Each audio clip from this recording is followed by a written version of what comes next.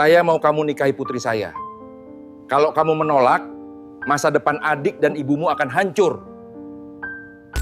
Seorang satpam sederhana di Jakarta tiba-tiba dipaksa menikahi putri direktur besar yang tengah hamil. Pernikahan ini hanya untuk menutupi aib keluarga, tapi siapa sangka, dari kebencian dan penghinaan, lahirlah sebuah kisah yang penuh air mata, cinta, dan pengkhianatan. Apa yang sebenarnya terjadi di balik pernikahan terpaksa ini? Sebelum kita mulai, jangan lupa subscribe dan aktifkan lonceng notifikasinya, supaya kalian gak ketinggalan cerita-cerita terbaru dari kita. Karena dari setiap kisah, selalu ada pelajaran yang bisa kita ambil. Dan inilah kisah hari ini. Jakarta, kota yang tak pernah tidur. Malam bisa terasa seperti siang, dan siang terasa lebih padat daripada kantong sopir Metro Mini yang penuh receh. Di kota inilah seorang pria bernama Iman menjalani hidupnya. Iman, usia 29 tahun, bekerja sebagai satpam di sebuah perusahaan ternama yang kantornya menjulang tinggi di kawasan Sudirman. Gedung kaca berkilau itu milik PT Arjuna Group, konglomerasi yang bergerak di bidang properti dan keuangan. Bagi kebanyakan orang, menjadi satpam hanyalah pekerjaan kecil, tak lebih dari seragam coklat dan peluit yang sering diabaikan. Tapi bagi Iman, seragam itu adalah kebanggaan karena dari situlah ia menghidupi ibunya yang sudah renta di kampung dan adik perempuannya yang masih kuliah di Universitas Negeri Jakarta. Setiap pagi, Iman bangun di kontrakan sempit di daerah Tebet.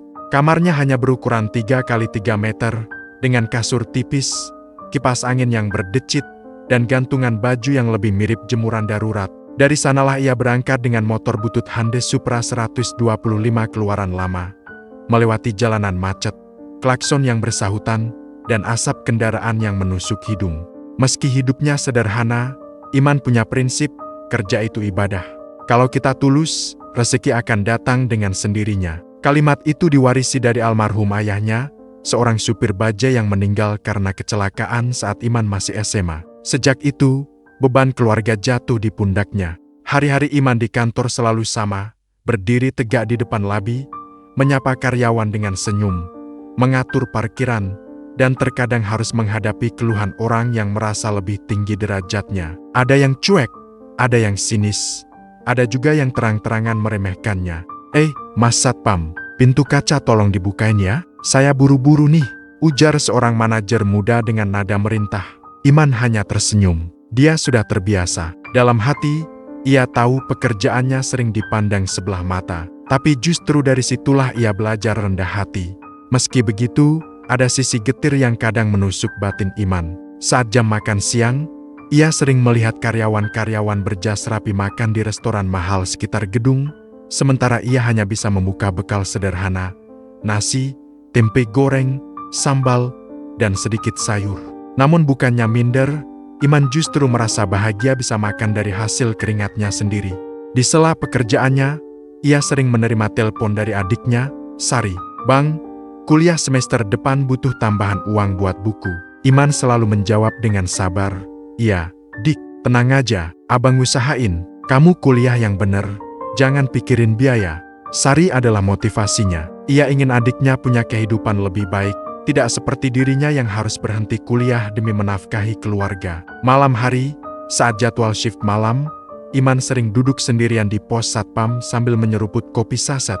Dari kursi kecilnya, ia melihat lampu-lampu gedung yang berkilauan. Kadang ia bertanya dalam hati, apakah aku akan selamanya di sini, jadi satpam, atau Tuhan punya jalan lain buatku?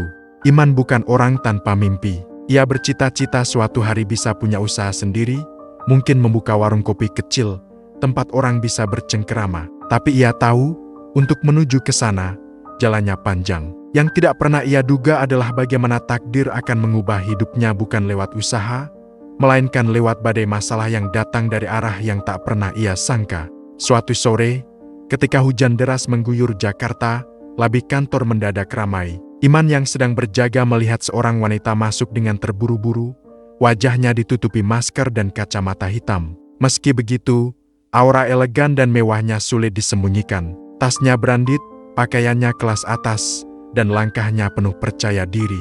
Itu adalah Nadira Arjuna, putri bungsu sang direktur utama, Pak Surya Arjuna. Bagi karyawan biasa, Sosok Nadira ibarat selebritas. Ia cantik, muda, dan digosipkan sering berpesta di luar negeri.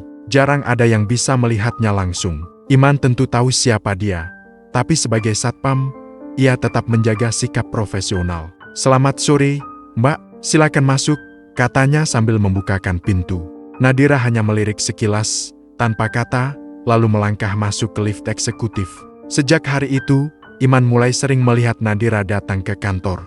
Tidak seperti biasanya, dan setiap kali ia datang, wajahnya tampak tegang, seolah ada sesuatu yang disembunyikan. Iman tidak tahu, tapi itulah awal dari badai besar yang akan menyeretnya masuk ke lingkaran keluarga kaya raya itu. Malam itu, setelah shift selesai, Iman pulang ke kontrakan. Hujan sudah reda, jalanan masih basah. Di dalam kamar kecilnya, ia merebahkan badan. Tapi pikirannya melayang-layang. Ia merasa ada firasat aneh. Hidupnya sebentar lagi akan berubah. Dan benar saja, takdir memang sedang menyiapkan cerita besar yang akan menguji hati, martabat, dan bahkan cinta dalam dirinya. Di sebuah rumah mewah di kawasan Menteng, Jakarta Pusat, hujan malam itu menambah dingin suasana hati keluarga Arjuna. Rumah megah bergaya kolonial dengan pilar-pilar putih itu biasanya ramai dengan tawa tamu undangan, pesta keluarga, atau pertemuan bisnis kelas atas. Namun malam itu, yang terdengar hanyalah ketukan hujan di jendela kaca besar dan bisikan-bisikan penuh amarah. Pak Surya Arjuna, Direktur Utama PT Arjuna Group, berjalan mondar-mandir di ruang tamu. Usianya sudah di atas 55 tahun, rambutnya mulai memutih, tapi wibawanya masih seperti singa. Di depannya duduk seorang wanita parubaya, istrinya, Bu Ratih, dengan wajah pucat menahan emosi. Di sofa seberang, duduk seorang gadis muda dengan kepala tertunduk. Dialah Nadira, putri bungsu mereka. Usianya baru 23 tahun, cantik, dengan kulit putih terawat, rambut panjang yang biasanya selalu tertata rapi. Tapi kali ini wajahnya sembab, matanya bengkak karena menangis seharian. Suasana hening, hanya suara detik jam yang terdengar. Hingga akhirnya Pak Surya membanting meja kaca dengan kepalan tangan. "Astaga, Nadir, bagaimana kau bisa melakukan kebodohan sebesar ini?" Suaranya menggema. Nadira tak menjawab, air matanya kembali mengalir. Bu Ratih ikut bersuara, nadanya penuh kekecewaan. "Kami sudah memberikan semua padamu, pendidikan terbaik, fasilitas, kebebasan. Tapi kau malah pulang membawa aib sebesar ini. Hamil, tanpa suami. Siapa laki-laki itu?" Tangisan Nadira pecah. Dengan suara bergetar ia berbisik dia sudah pergi, Mama. Dia tidak mau bertanggung jawab. Pak Surya menatap putrinya dengan tatapan tajam yang sanggup membuat siapapun gemetar. "Siapa namanya?" "Reno," jawab Nadira lirih. "Anak pengusaha muda yang pernah aku kenalin ke kalian." Pak Surya terdiam sesaat, lalu menendang kursi hingga bergeser keras di lantai marmer. "Brengsek, jadi dia yang mempermainkanmu. Kau sadar tidak? Kalau berita ini sampai keluar, habis sudah nama baik keluarga kita. Hancur citra perusahaan yang sudah aku bangun puluhan tahun." Bu Ratih menutup wajahnya. Ia tahu dunia bisnis Jakarta kejam. Sekali saja tersiar kabar putri direktur hamil di luar nikah, saham perusahaan bisa turun, investor kabur, reputasi keluarga remuk. "Papa," Nadira mencoba berbicara. "Aku juga korban. Aku tidak pernah berpikir sejauh ini. Aku hanya mencintainya." "Cinta?" Suara Pak Surya meninggi. "Cinta itu omong kosong kalau berakhir begini. Yang kau bawa pulang sekarang adalah beban, aib, dan masalah besar. Dan aku harus menutupinya, entah bagaimana caranya." Ruangan kembali hening. Lalu Bu Ratih bersuara pelan, tapi tegas. "Kita tidak punya pilihan. Ya, kehamilan ini tidak bisa disembunyikan lama-lama. Nadira harus segera menikah. Kalau tidak, dunia akan tahu sebelum waktunya." Pak Surya terdiam. Kata-kata istrinya masuk akal. Tapi masalahnya, siapa pria yang mau menikahi Nadira dalam keadaan seperti ini? Keesokan harinya, suasana kantor pusat PT Arjuna Group juga terasa tegang. Di balik rapat-rapat bisnis yang tampak normal, gosip kecil mulai beredar. Ada yang bilang putri direktur sering terlihat murung, ada yang bilang ia sakit, tapi tidak ada yang tahu kebenaran sebenarnya. Di labi, Iman tetap berjaga seperti biasa. Ia tak tahu apa-apa tentang drama besar yang terjadi di lantai atas. Namun malam itu, saat ia selesai shift dan bersiap pulang, sesuatu yang tidak biasa terjadi. Seorang manajer HRD, Pak Hadi memanggilnya. Iman, ikut saya ke ruang direksi. Ada yang ingin bicara denganmu. Iman kaget. Seorang satpam dipanggil ke ruang direksi. Itu bukan hal biasa. Ia mengangguk patuh, menekan rasa gugup di dadanya. Ruang direksi di lantai 20 adalah dunia lain. Lantai marmer, meja kayu jadi besar, kursi empuk, lukisan mahal menggantung di dinding. Aroma parfum kelas atas memenuhi ruangan. Dan di sana duduk Pak Surya dengan wajah serius. "Duduklah, Iman," ucapnya. Iman menunduk hormat lalu duduk di kursi tamu. "Ada yang bisa saya bantu, Pak?" Pak Surya menatap tajam, lalu berkata langsung pada intinya, "Kamu sudah lama bekerja di sini." "Ya, sudah 6 tahun, Pak." "Baik, aku butuh orang yang bisa dipercaya, dan aku memilih kamu." Iman semakin bingung. "Maksud Bapak?" Pak Surya menghela napas panjang. Ia lalu menatap mata Iman dengan sorot penuh tekanan. "Aku ingin kau menikahi putriku, Nadira." Seakan dunia berhenti berputar, Iman terpaku. Hatinya berdegup keras. Ia hampir tak percaya dengan apa yang baru saja ia dengar. Menikah dengan putri Bapak?" "Ya, itu perintahku. Nadira sedang dalam keadaan khusus. Aku tidak akan membuang waktu menjelaskan semua. Yang jelas, demi kehormatan keluarga dan perusahaan, dia harus segera menikah.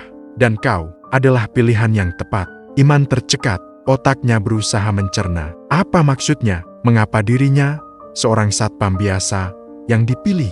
"Pak, maaf, saya tidak mengerti. Saya ini siapa? Saya hanya karyawan kecil. Kenapa harus saya?" Pak Surya mencondongkan badan, nadanya tajam. "Justru karena kau bukan siapa-siapa. Kau tidak punya kuasa untuk menolak, dan kau tidak punya ambisi untuk mencari keuntungan. Kau hanya perlu menjalankan peranmu, menikahinya, dan tutup mulut. Anggap saja ini tugas. Sebagai imbalannya, keluargamu tidak akan kekurangan apapun."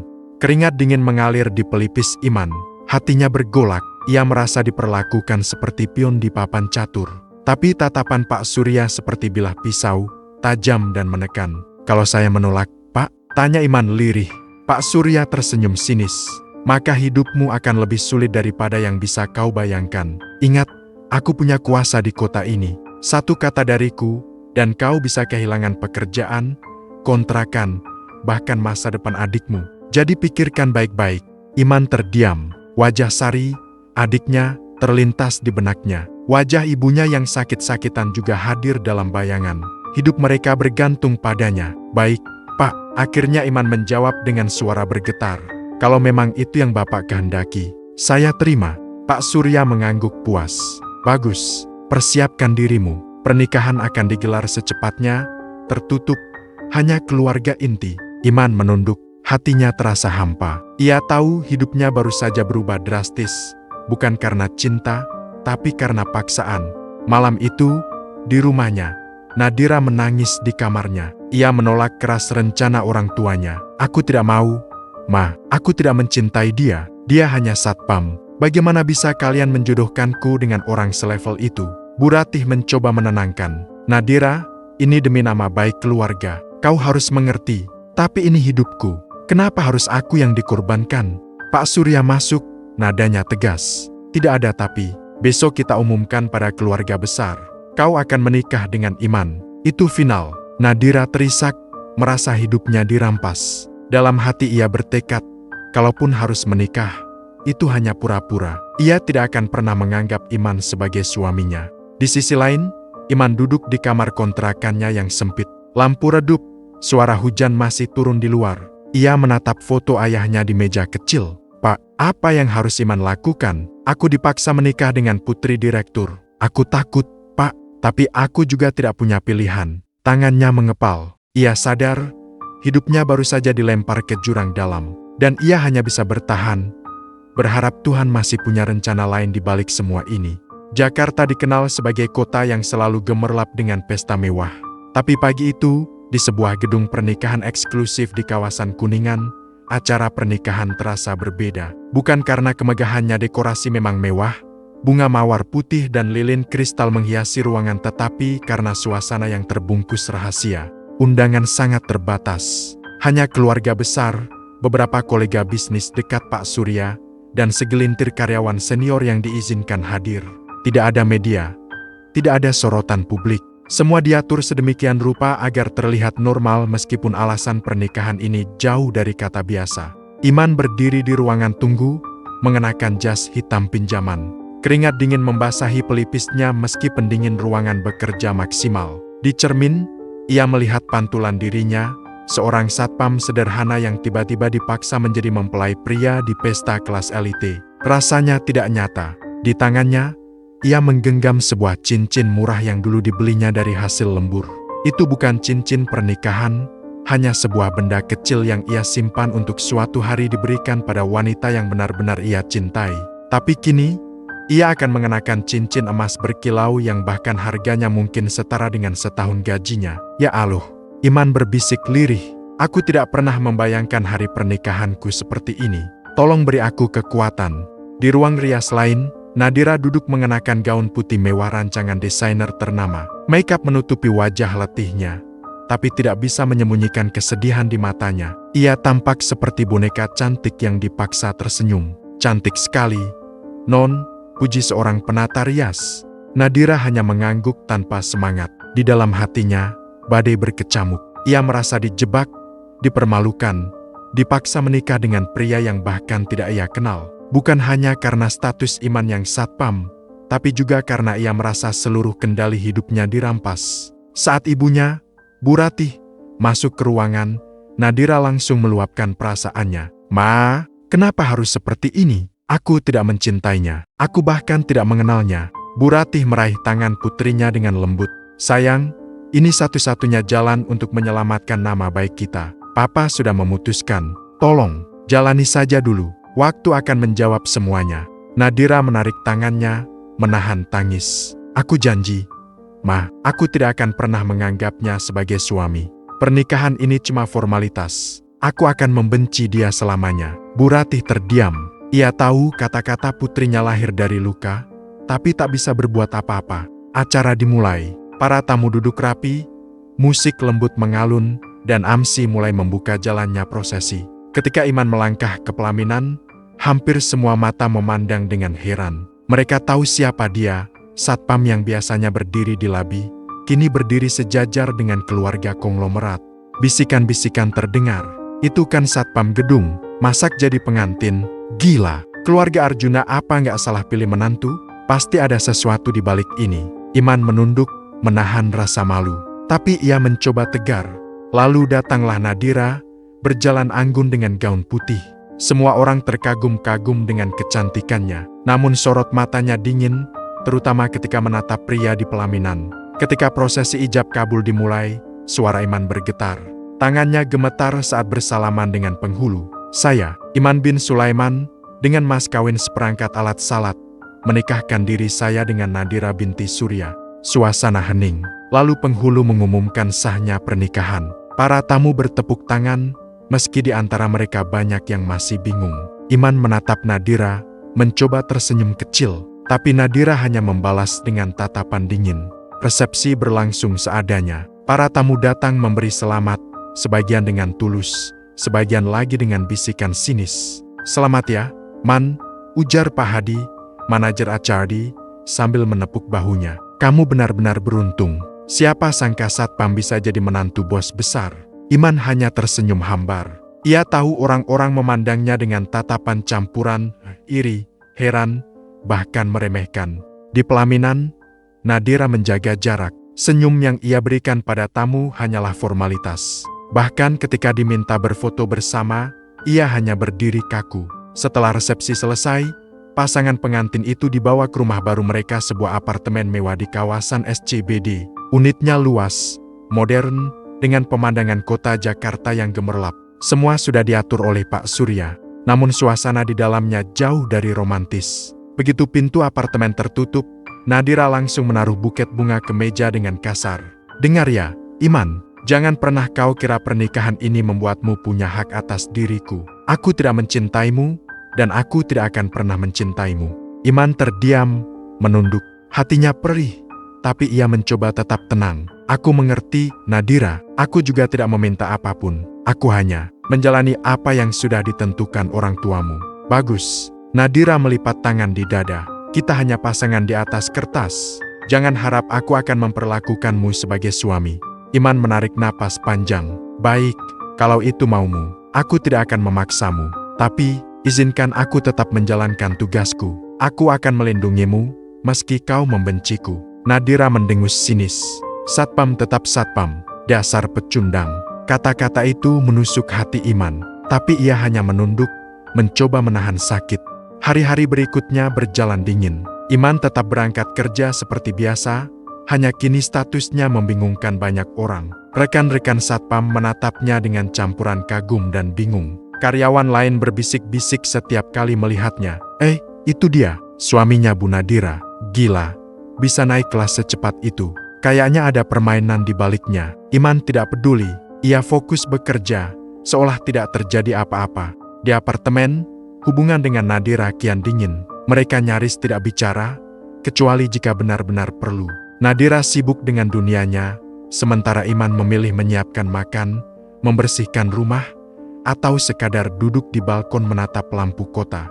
Namun di balik semua itu, diam-diam Iman masih punya hati yang lembut.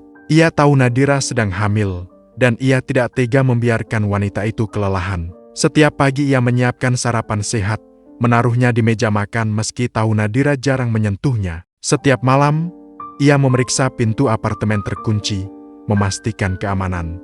Sementara Nadira, meski mulutnya penuh kebencian, ada saat-saat kecil ia menyadari ketulusan Iman. Misalnya ketika suatu malam ia terbangun karena mual, Iman dengan sigap mengambilkan air hangat dan menepuk punggungnya. Nadira tidak berkata apa-apa, tapi di dalam hatinya ada sedikit rasa hangat yang muncul meski segera ia tolak dengan egonya. Suatu sore, Iman pulang kerja lebih awal. Ia menemukan Nadira duduk di sofa, memegang perutnya, wajahnya pucat. "Kau baik-baik saja?" tanya Iman panik. Aku cuma pusing," jawab Nadira lemah. Tanpa banyak bicara, Iman segera mengambil jaketnya. "Ayo, kita ke rumah sakit. Aku bisa sendiri." Nadira mencoba menolak. "Tidak, kau istriku sekarang, suka atau tidak, aku tidak akan diam melihatmu kesakitan." Untuk pertama kalinya, kata-kata Iman membuat Nadira terdiam. Ada ketegasan, tapi juga ketulusan yang sulit diabaikan. Malam itu, di ruang rawat rumah sakit, Nadira terbaring lemah. Iman duduk di samping ranjang, menungguinya. Ia tidak pulang, tidak bergeser sedikit pun. Saat Nadira terbangun, ia melihat Iman tertidur di kursi dengan posisi tidak nyaman. Punggungnya condong ke depan, tangannya masih menggenggam tepi ranjang. Hatinya bergetar. Untuk sesaat, ia melihat sisi lain dari pria itu, seseorang yang rela mengorbankan kenyamanan demi menjaganya. Meski bibirnya tetap diam, ada celah kecil dalam hatinya yang mulai terbuka. Hari-hari setelah insiden rumah sakit membawa perubahan kecil dalam hubungan Iman dan Nadira. Meski Nadira masih menjaga jarak, ia mulai menyadari bahwa Iman bukan sekadar satpam pecundang seperti yang dulu ia hina. Ada ketulusan, kesabaran, dan keberanian yang jarang ia lihat bahkan pada pria dari kelas sosialnya sendiri. Setiap pagi, Iman tetap menyiapkan sarapan. Kalau dulu Nadira sering mengabaikan, kini sesekali ia mencicipi. Awalnya diam-diam, lalu tanpa sadar ia mulai duduk di meja makan bersama Iman. Percakapan singkat mulai terjadi.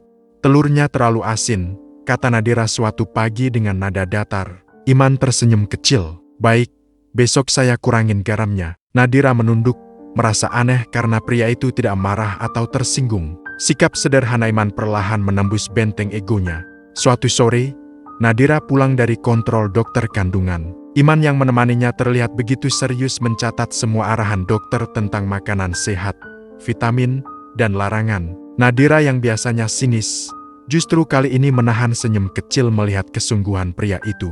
"Kenapa kau repot-repot, Man?" tanya Nadira dalam perjalanan pulang. Iman menoleh sebentar, lalu berkata pelan, "Karena aku ingin anakmu lahir sehat." Dia tidak salah apa-apa. "Aku juga ingin kau baik-baik saja." Kalimat sederhana itu menusuk hati Nadira. Ia menoleh ke jendela mobil, menyembunyikan mata yang tiba-tiba berkaca-kaca. Malam-malam mereka pun perlahan berubah. Dulu, Nadira selalu mengunci kamar tidurnya, tapi kini pintu itu sering dibiarkan terbuka. Tidak untuk memberi akses, tapi lebih sebagai tanda bahwa ia mulai nyaman dengan keberadaan Iman. Iman sendiri tidak pernah melewati batas. Ia tetap tidur di sofa ruang tamu, meski apartemen memiliki kamar tamu yang layak. Baginya, Itu bentuk penghormatan terhadap Nadira. Namun justru sikap itu membuat Nadira semakin bingung. Kenapa dia tidak seperti laki-laki lain? Kenapa dia tidak pernah mencoba mengambil keuntungan? Perubahan besar terjadi ketika suatu malam listrik di apartemen padam karena gangguan jaringan. Nadira yang sedang hamil muda langsung panik. "Iman, gelap, aku takut."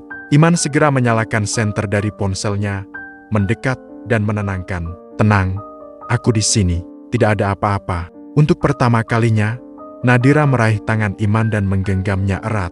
Sentuhan itu membuat jantung keduanya berdegup tak karuan. Mereka saling berpandangan dalam cahaya redup ponsel. Ada sesuatu yang berbeda, rasa aman yang tidak pernah Nadira rasakan sebelumnya. Sejak malam itu, hubungan mereka semakin cair. Nadira mulai sering mengajak Iman bicara, bahkan bercanda kecil. Iman pun mulai merasa tidak lagi hanya tamu tak diinginkan, tapi seseorang yang bisa benar-benar hadir dalam hidup Nadira. Namun, benih cinta yang mulai tumbuh itu harus menghadapi ujian besar. Suatu pagi, ketika Nadira dan Iman keluar dari apartemen, seorang pria dengan setelan rapi menunggu di depan. Wajahnya tampan, senyumnya licik. Nadira membeku. Itu adalah Reno, pria yang dulu menghamilinya lalu kabur. "Nadira," suara Reno merayu, "akhirnya aku bisa bertemu lagi denganmu." Nadira gemetar, marah, sekaligus takut. Iman maju berdiri di depannya, melindungi. "Apa maumu?" tanya Iman tegas. Reno menyeringai, "Aku datang untuk mengambil kembali apa yang seharusnya milikku, Nadira, dan anak yang dia kandung." Nadira menatapnya dengan mata berkaca-kaca. "Kau berani datang setelah meninggalkanku, setelah membuatku menanggung semua ini sendirian." Reno tertawa dingin. "Aku punya alasan, tapi sekarang aku siap bertanggung jawab. Lagi pula, apa kau rela anakmu lahir sebagai anak satpam?" Tatapannya merendahkan Iman. Iman mengepalkan tangan, tapi menahan diri. "Pergi sebelum aku kehilangan kesabaran." Tapi Reno tidak menyerah. Ia mulai sering muncul, bahkan mendatangi kantor PT Arjuna Group. Gosip semakin liar, ada rumor bahwa pernikahan Nadira hanya akal-akalan, bahwa ayah asli dari kandungan adalah Reno. Investor mulai resah. Pak Surya murka, "Iman, kau harus jaga Nadira. Jangan biarkan Reno menghancurkan semua ini." Iman mengangguk, tapi di hatinya, ia mulai merasa dilematis. Ia sadar bahwa darah yang dikandung Nadira bukanlah miliknya. Namun mengapa ia begitu ingin melindungi wanita itu? Konflik memuncak ketika Reno berhasil menemui Nadira diam-diam di kafe. "Aku tahu kau tidak mencintai satpam itu," bujuk Reno. "Tinggalkan dia, kembali padaku. Kita bisa mulai dari awal." Nadira menatapnya dengan air mata. "Aku memang pernah mencintaimu, Reno, tapi kau meninggalkanku saat aku paling membutuhkanmu. Dan tahu tidak, justru satpam yang kau hina itu, yang berdiri di sisiku, menjagaku tanpa pamrih." Reno terdiam, wajahnya merah menahan malu dan marah. "Jadi kau benar-benar memilih dia, satpam rendahan itu?" "Aku memilih dia," jawab Nadira mantap, "karena dialah yang membuatku merasa berharga." Iman yang diam-diam mengikuti, muncul dari belakang. Ia menarik Nadira menjauh. "Ayo pulang, jangan buang waktu dengan orang seperti dia." Reno berteriak marah, tapi mereka tidak menoleh lagi. Sejak saat itu, hubungan Nadira dan Iman benar-benar berubah. Nadira mulai terbuka, bahkan suatu malam ia berkata lirih, "Iman, maafkan aku. Selama ini aku hanya melihatmu sebagai tameng. Tapi sekarang aku sadar, aku butuhmu. Aku tidak tahu bagaimana nasibku tanpa kau." Iman menatapnya dalam. "Aku tidak pernah meminta kau mencintaiku, Nadira. Tapi kalau itu yang kau rasakan sekarang, aku berjanji, aku akan selalu di sisimu. Tidak peduli apa kata orang." Air mata Nadira jatuh. Untuk pertama kalinya, ia memeluk Iman dengan tulus. Beberapa bulan kemudian, Nadira melahirkan bayi laki-laki sehat. Iman mendampinginya di ruang bersalin, menggenggam tangannya sepanjang proses. Saat tangisan bayi pertama kali terdengar, air mata Iman menetes. "Selamat datang ke dunia, nak," bisiknya. Meski bukan darah dagingnya, ia mencintai bayi itu sepenuh hati. Pak Surya dan Bu Rati yang menyaksikan momen itu pun terharu. Mereka akhirnya menyadari bahwa pilihan yang dulu dipaksakan ternyata membawa berkah. Nadira benar-benar menemukan sosok suami sejati, meski datang dari tempat yang tak pernah mereka duga. Reno, ia mencoba menggugat hak asuh, tapi pengadilan menolak karena terbukti ia meninggalkan tanggung jawab sejak awal. Reputasinya hancur, bisnis keluarganya bangkrut. Sementara itu, Iman mendapat kepercayaan besar dari keluarga Arjuna. Bukan lagi sebagai satpam, ia diberi amanah mengelola salah satu unit usaha kecil perusahaan. Perlahan, ia membuktikan diri sebagai pria berintegritas dan pekerja keras. Di sebuah sore, Nadira duduk di balkon apartemen sambil menggendong bayinya. Iman datang membawa 2 cangkir teh hangat. Mereka saling tersenyum. "Iman," ujar Nadira pelan, "terima kasih sudah mau menikahiku. Bahkan saat aku membencimu, aku janji, mulai hari ini, aku akan mencintaimu sepenuh hati." Iman duduk di sampingnya, menggenggam tangannya erat. "Aku juga berterima kasih, Nadira, karena kau mengajarkan bahwa cinta sejati bukan soal status, tapi tentang keberanian untuk tetap bertahan." Jakarta sore itu tampak indah, lampu-lampu kota mulai menyala, dan di tengah hiruk-pikuknya, 2 hati yang dulu dipaksa bersatu kini benar-benar menemukan rumah dalam diri masing-masing. Itu dia cerita kali ini. Semoga ada pelajaran berharga yang bisa kita ambil bersama, dan menjadi pengingat untuk kita semua agar lebih bijak dalam melangkah. Sekarang coba absen dulu di kolom komentar, tulis dari kota mana kalian menonton cerita ini. Jangan lupa juga bagikan ke teman-teman, dan dukung terus dengan subscribe supaya nggak ketinggalan kisah menarik lainnya. Sampai jumpa di cerita berikutnya, dan selalu ambil hikmahnya.